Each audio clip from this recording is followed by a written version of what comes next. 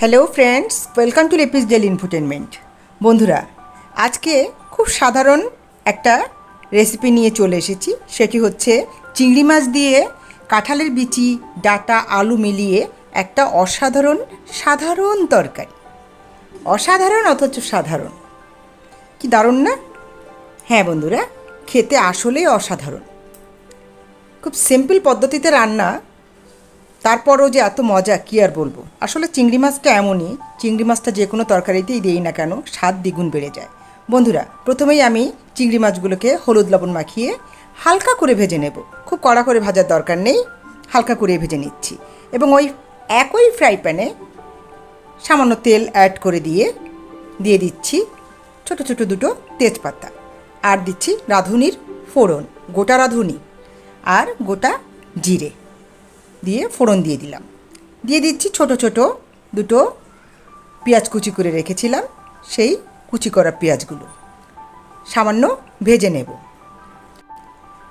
আবার সেই একই রিকোয়েস্ট করছি, যে সকল বন্ধুরা এখন পর্যন্ত আমার চ্যানেলটি সাবস্ক্রাইব করোনি, অবশ্যই সাবস্ক্রাইব করে বেল বাটনটা প্রেস করে রেখো, ঠিক আছে? বন্ধুরা, দেখতেই পাচ্ছ পেঁয়াজটা একটু হালকা ব্রাউন কালার হয়েছে। এর মধ্যে আমি আগে থেকে কেটে রাখা ডাঁটা, কাঁঠাল বিচি এবং আলু ধুয়ে রেখেছিলাম, সেগুলো দিয়ে হলুদ আর লবণ দিয়ে নেড়েচেড়ে কিছুক্ষণ সময়ের জন্য রান্না করে নেব। মোটামুটি একটু নরম হয়ে আসছে। এই পর্যায়ে আমি বাকি মশলাগুলো অ্যাড করে দেব।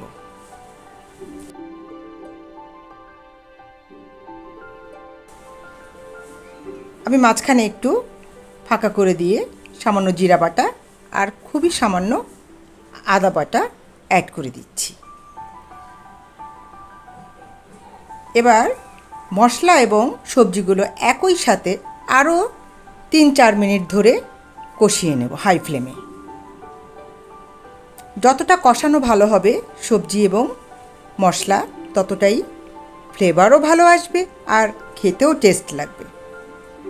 কষানো হয়ে গেলে, মানে চিটচিট করতে থাকলে বুঝতে হবে কষানো হয়ে গেছে। এই পর্যায়ে পরিমাণ মতো ঝোল দিয়ে দিচ্ছি 4টা কাঁচা লঙ্কা ছোট ছোট আকৃতির, দিচ্ছি সামান্য ধনিয়া গুঁড়ো, সামান্য লাল লঙ্কার গুঁড়ো,